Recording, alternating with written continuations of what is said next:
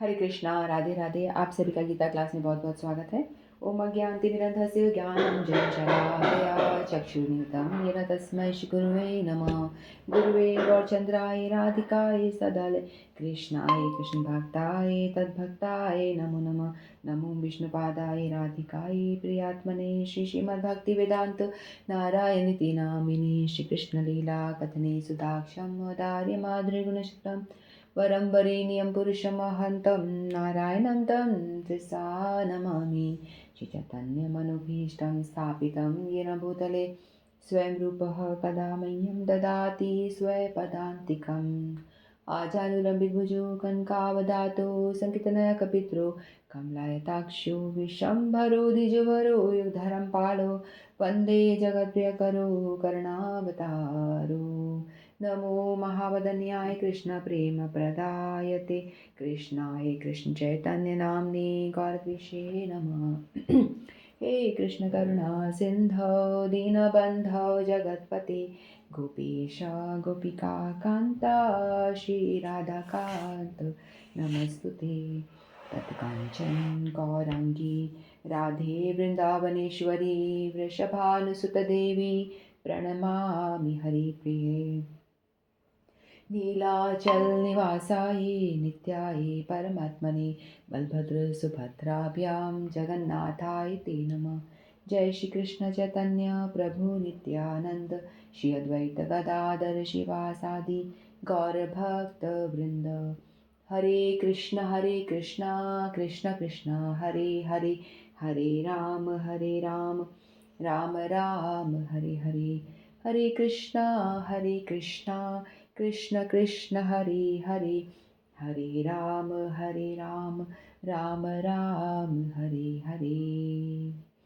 मैं सर्वप्रथम अपने परम आराध्यतम गुरुपाद पद्म नित्यलीला प्रविष्टो विष्णुपाद अष्टोत्तर शत श्री श्रीमद् भक्ति वेदांत नारायण गोस्वामी महाराज जी के श्री चरणों में अनंत कोटि दंडवत प्रणाम करती हूँ। तत्पश्चात समस्त रूपानुगुरु परंपरा के चरणों में मेरा अनंत कोटि दंडवत प्रणाम। आप सभी को मेरा यथा योग्य प्रणाम स्वीकारो। हरे कृष्ण। तो हम सभी श्रीमद् भगवद गीता का अध्ययन कर रहे हैं और 10वें अध्याय में हैं, जिसका कि शीर्षक है श्री भगवान का ऐश्वर्य। तो इसमें भगवान अपनी विभूतियों के बारे में विस्तार से वर्णन कर रहे हैं।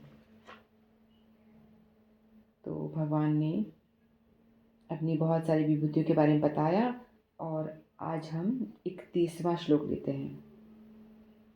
पवनः पवनतामस्मि राम शस्त्रभृतामहं झषाणां मकराजास्मि सूत्रसामस्मि जानवी।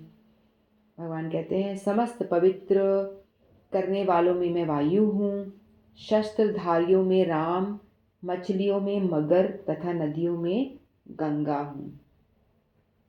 तो भगवान अपनी आगे विभूति के बारे में वर्णन करें। समस्त जलचरों में मगर सबसे बड़ा और मनुष्य के लिए सबसे घातक होता है, अतः मगर कृष्ण का प्रतिनिधित्व करता है। समस्त पवित्र करने वालों में वायु हूँ मैं।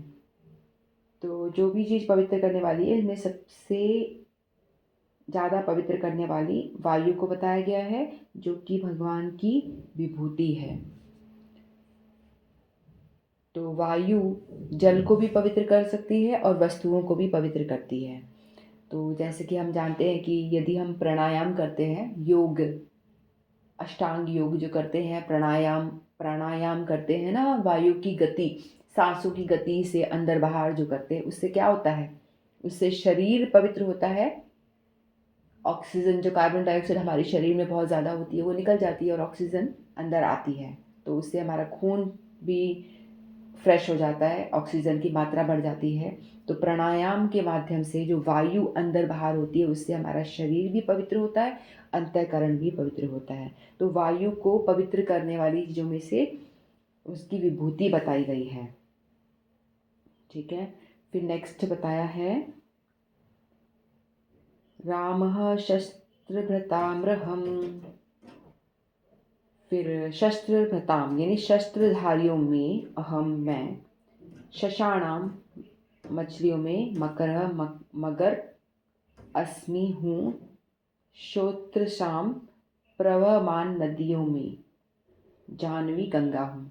तो यहाँ भगवान बता रहे हैं कि जो शस्त्रधारियों में राम, ठीक है, श्री राम जी, श्री राम भगवान जो शस्त्र धारण करते, धनुष, कई टीकाकारों ने राम जी को बताया है, लेकिन जो विश्वनाथ चक्रवर्ती ठाकुर जी हैं उन्होंने बताया परशुराम को, क्योंकि जो परशुराम है वो भगवान के शक्तावेश अवतार है। शक्तावेश अवतार का मतलब होता है कि भगवान किसी किसी विशेष इंसान के अंदर अपनी शक्तियों का संचरण कर देते हैं, तो वो व्यक्ति शक्तावेश अवतार कहलाता है। उसी तरह से भगवान के अवतार भी कहलाते हैं परशुराम जी, और ये धनुष और परसा धारण करते हैं, ठीक है। तो कईयों ने श्री राम भगवान को बताया है विभूति भगवान की, तो भगवान तो स्वयं भगवान है ही, राम जी तो भगवान खुद ही है ना। तो इसीलिए परशुराम को बताया गया है। विश्वनाथ चक्रवर्ती ठाकुर जी कह रहे हैं कि परशुराम जी जो हैं भगवान के शक्तावेश अवतार हैं और जीव विशेष को रिप्रेजेंट करते हैं, और धनुष को और परसा को धारण करते हैं। तो ये भगवान की विभूति है, बताए गए हैं। सर्वश्रेष्ठ जो शस्त्रधारी हैं उनमें से सर्वश्रेष्ठ बताए गए हैं परशुराम जी को, ठीक है। फिर बताया है झषाणाम, यानी मछलियों में। झषाणाम का मतलब होता है मछलियों में सर्वश्रेष्ठ मछली, यानी मगरमच्छ को बताया गया है। जो मगर है यानी मगरमच्छ, वो बहुत ही बल है उसके अंदर, है ना, बलवान है, बहुत बड़ा भी है, तो इसीलिए वो सर्वश्रेष्ठ मछलियों में इसका स्थान आता है और ये भगवान की विभूति कही गई है, ठीक है। और जो ये वरुण देवता होते हैं ना, जल के देवता, वरुण देवता हैं जो जल के देवता माने गए हैं, उनका वाहन भी मगर होता है, और गंगा जी का वाहन भी मगरमच्छ है। इसीलिए भी मगरमच्छ को भगवान की विभूति बताई गई है। और ये बड़ा, बहुत बड़ा भी, साइज में भी बड़ा है और बलवान भी बहुत है, इसके अंदर बहुत बल भी है, ठीक है। मगर सबसे बड़ा और मनुष्य के लिए सबसे घातक भी होता है ये, इसीलिए इसको भगवान की विभूति बताई गई है मछलियों में।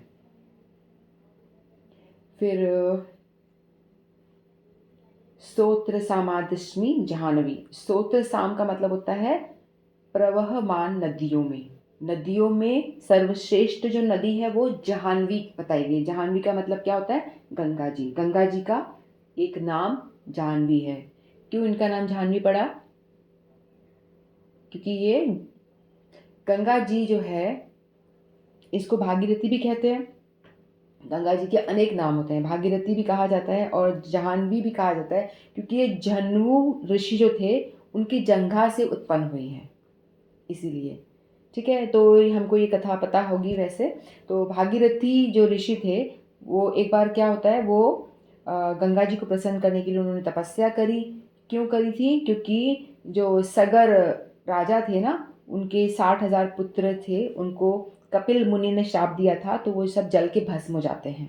कपिल मुनि के श्राप के कारण सगर, राजा सगर के 60,000 पुत्र थे, वो जल के भस्म हो जाते हैं। तो भागीरथी जी ने क्या करी, तपस्या करी भागीरथ ऋषि ने, और उन्होंने गंगा जी को प्रसन्न करा और उनको कहा कि आप धरती पे आएं।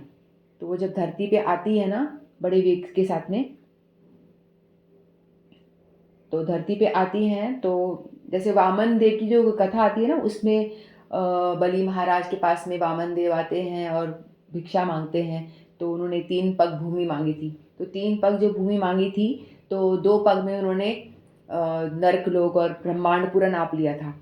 नीचे के लोग, ऊपर के लोग, सारे ब्रह्मांड तक, सभी ब्रह्मलोक तक सब सब कुछ नाप लिया था। फिर जब उन्होंने दूसरा पग, जब उनका ब्रह्मलोक में गया था, उनके अंगूठे से क्या होता है, जो कारण समुद्र होता है ना, उसमें छेदन, ब्रह्मलोक में छेदन हो जाता है, तो कारण समुद्र वहाँ से गिरने लगता है। तो विरजा नदी, कारण समुद्र को विरजा नदी भी कहा जाता है, तो वहाँ से वो बहना शुरू हो जाती हैं। तो वो जो बहना शुरू होते हैं वही गंगा जी का फॉर्म होता है, वो गंगा जी ही होती हैं। तो वो जब तेज़ी से बहती हैं, नीचे की तरफ बहने लगती हैं, तो भागीरथ मुनि ने शिव जी को प्रार्थना की। पहले तो ब्रह्मा जी ने अपने कमंडलू में उनको देने का प्रयास किया, लेकिन उसमें वो पूरी तरह से, उसको वेग इतना तेज होता है ना, तो उसको वो अच्छे से कमंडलू में पूरा वो धारण नहीं कर पाते। तो भागीरथ जी ने उनको शिव जी को प्रार्थना करी तो उन्होंने अपने जटाओं में उनको धारण कर लिया था। फिर जटाओं में से भी कुछ एक लहरें जटाओं में उन्होंने पूरी उसको बांध लेते हैं, ठीक है, उस विरजा नदी को जटाओं में बांध दिया, लेकिन पूरा बांध दिया, लेकिन उसमें से कुछ एक लहर जो है निकल के बाहर आ रही थी, वही गंगा रूप में हमारे यहाँ पे धराधाम में हम गंगा नदी उनको जानते हैं, ठीक है। तो इस तरह से वो नीचे ज़मीन पे आती हैं। तो भागीरथ जी ने तपस्या की थी, इसीलिए गंगा जी का नाम भागीरथी भी होता है। तो गंगा जी को हम भागीरथी भी कहते हैं, क्योंकि भागीरथ ऋषि ने तपस्या करके गंगा जी को कहा था, रिक्वेस्ट की थी कि आप धरती पे आएँ, और वहाँ जब उनकी वेग से जो 60,000 पुत्र सगर महाराज के वहाँ पे राख बन के पड़े हुए हैं, जब वो उनके ऊपर से गंगा नदी बहेगी तो उनका उद्धार होगा। इस उद्देश्य से उन्होंने तपस्या की थी, और गंगा जी को इसी उद्देश्य से वो धरती पे लेकर के आए थे। इसीलिए गंगा जी का नाम एक भागीरथी है और दूसरा नाम जहनु। तो जहनु ऋषि जब वो गंगा जी तब वेग के साथ में जब वो आ रही होती है ना धरती पे, प्रभाव उनका बड़ा ही तेज हो रहा होता है और वो बहती हुई जा रही होती हैं भागीरथी जी के पीछे पीछे। तो उतने में क्या होता है, तो जहनु मुनि ऋषि जो है वो तपस्या कर रहे होते हैं, और उनका जो कमंडलू होता है ना उनके हाथ में होता है, तो उनके गंगा जी के वेग से कमंडलू जो होता है वो बह जाता है। तो ऋषि मुनियों की तपस्या तो बहुत ही जबरदस्त होती है, उनका बड़ा प्रताप होता है ना। तो उन्होंने क्या करा, जैसे उन्होंने देखा कि मेरा कमंडलू जो मेरी तपस्या में काम आता है वो बह गया, गंगा जी बहा के ले गई हैं, तो उनको बड़ा गुस्सा आया। उन्होंने क्या करा, सारी गंगा जी को पान कर लिया। कितनी अचंभे वाली बात लगती है ना, लेकिन ऋषि मुनियों में इतना बल होता था, इतनी तपस्या का उतना इनका प्रभाव होता था कि वो पूरी गंगा को अपने उन्होंने पान कर लिया। फिर भागीरथी मुनि ने बोला, अरे भाई मैंने तो इतनी मेहनत करके तपस्या करी, गंगा जी को प्रसन्न करा, और मैं उनको धरती लोक पे लेकर के आया, ब्रह्मलोक से धरती लोक में लेकर के आया, और यहाँ तो ये झानु मुनि ने पूरा का पूरा पान कर लिया। तो उन्होंने उनसे रिक्वेस्ट करी, भाई छोड़ दो, मेरा कोई उद्देश्य है इनको लाने का, जो सगर महाराज है उनके 60,000 पुत्र है, उनका उद्धार करना है, इसलिए मैं लेकर के आया हूँ, तो तुम इस प्लीज़ कृपा करके गंगा जी को छोड़ दो, जो उन्होंने पूरा पान कर लिया। तो उन्होंने क्या करा, उनकी प्रार्थना सुन के अपने जंघा से गंगा जी को प्रकट कर दिया। उन्होंने अपनी जंघा से गंगा जी को प्रकट कर दिया, इसीलिए गंगा जी क्या हो गई, उनकी पुत्री हो गई, है ना। जो जहनु मुनि थे, ऋषि थे, उनकी पुत्री हो गई वो, तो इसीलिए उनका नाम एक हो गया जहानवी। इसीलिए गंगा जी को जहानवी कहा जाता है। तो यहाँ बताया है ना कि समस्त नदियों में जाह्नवी यानी गंगा जी सर्वश्रेष्ठ हैं। तो जाह्नवी यहाँ पे गंगा जी को संबोधन किया गया है। गंगा जी के अलग अलग नाम होते हैं, और क्यों इनका नाम जाह्नवी पड़ा, ये मैंने आपको कथा सुनाई है भी, क्योंकि जहनु मुनि की जंघा से वो दोबारा उन्होंने प्रकट करी उनको, तो उनकी पुत्री हो गई वो, है ना। तो इसीलिए उनको जाह्नवी कहा गया है। और इसलिए बोला है, तो सब समस्त जो सोत्र साम प्रभावमान नदियों में सर्वश्रेष्ठ जो नदी है, पवित्र नदी बताई गई है, वो जाह्नवी गंगा जी हैं, ठीक है। फिर यहाँ पे इस श्लोक में भगवान ने अपनी 4 विभूतियों का वर्णन करा।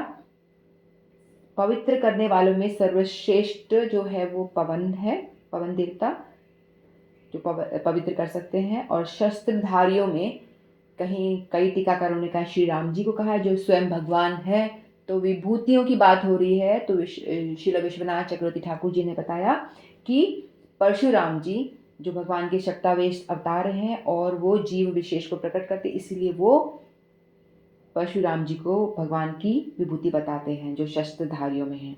फिर झषाणाम में यानी मछलियों में सर्वश्रेष्ठ मगरमच्छ को बताया गया है, क्योंकि वो बहुत बलवान है और बहुत घातक है, बहुत बड़ी है, इसीलिए। फिर नदियों में सर्वश्रेष्ठ बताया है जाह्नवी नदी को, गंगा जी को, ठीक है। तो ये हमारा 31 श्लोक पूरा हुआ। दूसरा लेते हैं 32। सर्गाणाम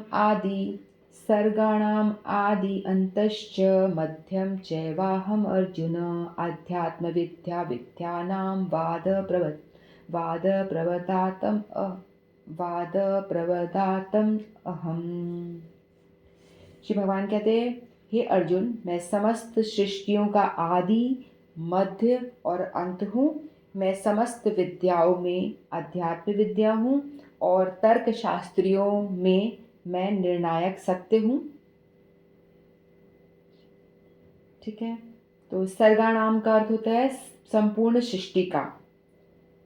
इस सृष्टि में लिविंग नॉन लिविंग जो भी कुछ हम देखते हैं, ठीक है, वो सभी सृष्टि का, संपूर्ण सृष्टि का उद्गम भगवान कहते हैं कि मैं हूँ, मेरे कारण से ही ये सृष्टि फॉर्म में आती है। आदि, प्रारंभ, अंत और मध्यम बीच में, ठीक है, एक निश्चय ही। तो अध्यात्म विद्या, अध्यात्म ज्ञान, विद्यानाम विद्याओं में वाद, स्वाभाविक निर्णय, प्रवदातम, तर्कों में अहम मैं हूँ। तो तात्पर्य पढ़ते हैं। सृष्टियों में सर्वप्रथम समस्त भौतिक तत्वों की सृष्टि की जाती है। जैसा कि पहले बताया जा चुका है, ये दृश्य जगत महाविष्णु, गर्भोत्कर्षाई विष्णु तथा क्षीरोत्कर्षाई विष्णु द्वारा उत्पन्न और संचालित है। बाद में इनका संहार शिव जी द्वारा किया जाता है। ब्रह्मा गौण सृष्टा है। सृजन, पालन तथा संहार करने वाले ये सारे अधिकारी परमेश्वर के भौतिक गुणों के अवतार हैं। अतः वे ही समस्त सृष्टि के आदि, मध्य और अंत हैं। उच्च शिक्षा के लिए ज्ञान के अनेक ग्रंथ हैं तथा चारों वेद, इनके छहों वेदांत, वेदांत सूत्र, तर्क, धर्म ग्रंथ, पुराण, इस प्रकार कुल 14 प्रकार के ग्रंथ हैं। इनमें से अध्यात्म विद्या संबंधी ग्रंथ, विशेष रूप से वेदांत सूत्र, कृष्ण का स्वरूप है। तर्क शास्त्रियों में विभिन्न प्रकार के तर्क होते हैं। प्रमाण द्वारा तर्क की पुष्टि जिससे विपक्ष का भी समर्थन हो, जल्प कहलाता है। प्रतिद्वंदी को हराने के प्रयास मात्र वितंडा है, किंतु वास्तविक निर्णयवाद कहलाता है। यह निर्णायत्माद सत्य कृष्ण का स्वरूप है। तो यहाँ भगवान बता रहे हैं, यहाँ भगवान ने 3 विभूतियों का वर्णन करा है कि मैं समस्त सृष्टियों का आदि। तो जितनी भी हम सृष्टि देख रहे हैं, ये सृष्टि ऐसा नहीं कि अभी प्रकट हुई है, मतलब ये हमेशा से है, अनंत काल से ये सृष्टि है। तो ऐसी एक ही सृष्टि नहीं है, अनेकों सृष्टियां हैं, मतलब एक ही ब्रह्मांड नहीं है, अनंत अनंत ब्रह्मांड है। जैसे कि हमने सुना था पहले कि भगवान कृष्ण ने 3 विष्णु का सर्जन किया था ना, 3 गर्भोत्कर्षाई विष्णु, फिर क्षीरोत्कर्षाई विष्णु, है ना, महाविष्णु। तो ये सारे विष्णु, इनको भगवान ने काम दिया था। तो महाविष्णु में से प्रकट होते हैं गर्भोत्कर्षाई विष्णु। फिर गर्भोत्कर्षाई महाविष्णु जब श्वास लेते हैं तो बहुत सारे ब्रह्मांड सृष्टियाँ होती है, उनसे ब्रह्मांड उनके श्वास से, उनके रोम से निकल निकल के आ जाते हैं ना। तो अनेक सृष्टियाँ, एक ही ब्रह्मांड नहीं, अनंत ब्रह्मांड, अनंत सृष्टियाँ। फिर वो सारे उनके अंदर एक एक जो ब्रह्मांड है, उनके अंदर गर्भोत्कर्षाई विष्णु को उनका संचालन करने के लिए उनको भगवान ने आदेश दिया कि आप उनके गर्भ में घुसो और संचालन करो। तो गर्भोत्कर्षाई विष्णु है, उनको एक एक ब्रह्मांड का चार्ज दिया होता है। और जो महाविष्णु है, ये समस्त ब्रह्मांडों के इंचार्ज, इनसे समस्त ब्रह्मांड प्रकट होते हैं। अनंत ब्रह्मांड, अनंत अनंत, और एक एक ब्रह्मांड का इंचार्ज गर्भोत्कर्षाई विष्णु, जो उनके एक्सपेंशन है महाविष्णु के। फिर इसके सबके जो भी लिविंग नॉन लिविंग जो भी हम चीज़ देखते हैं ना, हर एक कण कण में, कहते हैं ना, कण कण में परमात्मा विराजमान है। तो ये क्षीरोदकशाई विष्णु को बोला गया है कि कण कण में आप घुस जाओ, या हर एक व्यक्ति के अंदर जो हमारे अंदर परमात्मा स्वरूप में है, वो क्षीरोदकशाई विष्णु परमात्मा, हम कहते हैं ना, हमारे अंदर भगवान विराजमान है। वो कौन से हैं? भगवान का अंश है वो। भगवान कृष्ण से 3 विष्णु प्रकट हुए, और इन 3 विष्णु के अलग अलग ड्यूटीज़ हैं। और क्षीरोदकशाई विष्णु की क्या ड्यूटी है कि वो हर कण कण में व्याप्त हैं और हर एक मनुष्य के हृदय में भी वो विराजमान है, भगवान क्षीरोदकशाई विष्णु।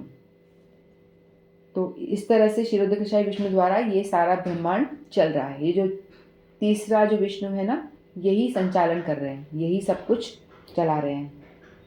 बाद में इनका संहार शिव जी द्वारा फिर चलान, ये कैसे चल रहा है, 3 विष्णु द्वारा।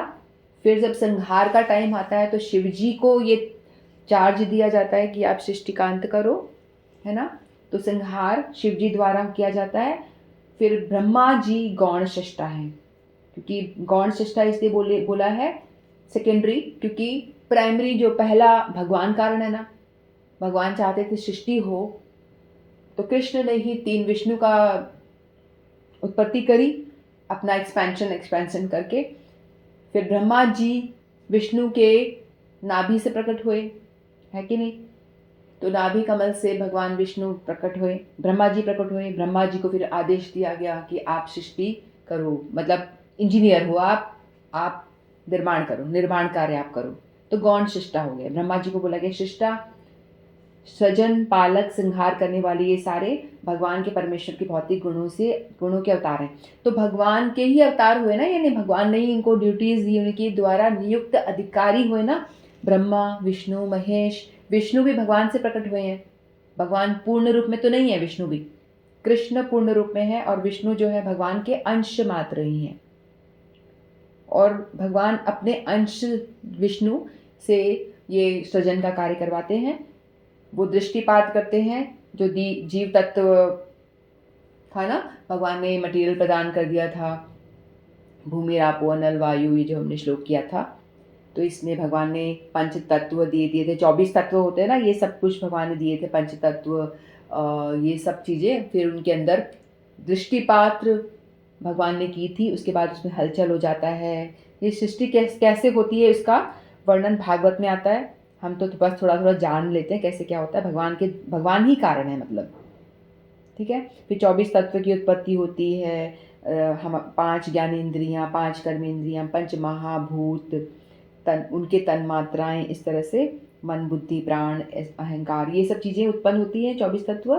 फिर उससे सृष्टि प्रारंभ हो जाती है, ठीक है। मतलब कहने का मतलब ये है कि भगवान ही सृष्टि भी करते हैं, पालन भी करते हैं, संहार भी वही करते हैं। तो सृष्टि, और ये ऐसा नहीं है कि अनंत अनंत ब्रह्मांड है, एक सृष्टि अनंत हुई, मतलब ब्रह्मा जी 100 साल के बाद में ब्रह्मा जी का भी निधन हो जाता है ना, हमने जाना था कि 100 साल तक ब्रह्मा जी का निधन हो गया, फिर 100 साल के तक ब्रह्मा जी भगवान के अंदर ही रहते हैं।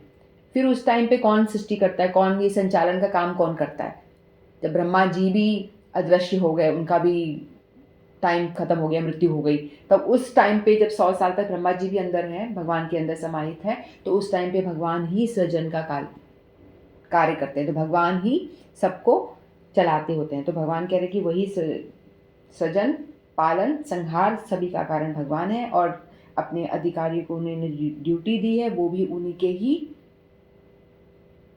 वो हैं, रिप्रेजेंटेटिव है। तो सृष्टि, भगवान ने बताया कि मैं समस्त सृष्टियों का आदि मध्य और अंत हूँ। तो भगवान कह रहे हैं सर्गाणाम आदि अंतश्च मध्यश्च, समस्त सृष्टियों का आदि, अंत और ये तीनों मैं हूँ, ये तीनों मेरी विभूतियाँ हैं, ठीक है। फिर समस्त विद्याओं में आध्यात्म विद्या, तो भगवान कह रहे कि सृष्टि का आदि अंत सब कुछ मैं हूँ। फिर भगवान कह रहे समस्त विद्याओं में जो अध्यात्म विद्या है वो मैं हूँ।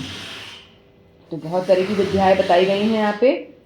तो उच्च विद्या के लिए ज्ञान के अनेक ग्रंथ हैं, तो चारों वेद, उनके 6 वेदांत वेद हैं, फिर उनके वेदांत सूत्र हैं, तर्क ग्रंथ, धर्म ग्रंथ, पुराण, बहुत सारे हैं ना। इस प्रकार कुल मिला के 14 प्रकार के ग्रंथ हैं। डिफरेंट तरह के ग्रंथों के बारे में बताया है, 14 तरह के ग्रंथ हैं। इनमें से ये सारे जो ग्रंथ हैं, किसी में डिफरेंट स्टडीज़ आती हैं, कहीं में हवन की स्टडी आती है, किसी में कुछ अलग अलग स्टडीज़ हैं, ठीक है। तो इन सभी में से जो अध्यात्म विद्या संबंधी जो ग्रंथ है, जिसको कहते हैं कि वेदांत सूत्र, जिसमें कि अध्यात्म के बारे में बताया गया है, उसको कहते हैं वेदांत सूत्र। इन सारे स्टडी में से, इसमें मटेरियल स्टडी भी ले लीजिए आप, मटेरियल स्टडी और सारी स्टडी, इन सारी विद्याओं का राजा जो है वो अध्यात्म विद्या है, क्योंकि वेदांत सूत्र भगवान कृष्ण का स्वरूप है। तो अध्यात्म विद्या क्या है? जिसमें कि हम जानते हैं भगवान के बारे में और अपने बारे में, अपने बारे में जानते हैं, भगवान के बारे में जानते हैं, भगवान का और हमारा क्या संबंध है इसके बारे में जानते हैं। तो ये सर्वश्रेष्ठ ज्ञान है। अध्यात्म ज्ञान यानी भगवान को जानना, भगवान को जानना, ये है अध्यात्म ज्ञान। तो ये जो ज्ञान है वेदांत सूत्र से बताया गया है कि हम कौन हैं, हम आत्मा हैं, हम शरीर नहीं हैं। फिर भगवान कौन है, भगवान के हम अंश हैं, हमारा क्या भगवान से रिश्ता है। हमारा रिश्ता ये है कि हम भगवान के सेवक हैं, भगवान के दास हैं। हमारी ड्यूटी क्या है कि भगवान की सेवा करना, ये एकमात्र ड्यूटी है।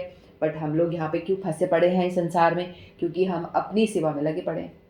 हमको बताया गया है कि तुम दास हो, हम मानने को तैयार नहीं, हम दास नहीं हैं। हम तो कहते नहीं, हम तो खुद ही स्वामी हैं, जो हम कर रहे हैं हम अपने बल पे कर रहे हैं। तो ये भगवद गीता हमको ये भी ज्ञान देती है कि तुम कुछ करता, तुम कुछ नहीं करते हो, सब भगवान करने वाले हैं।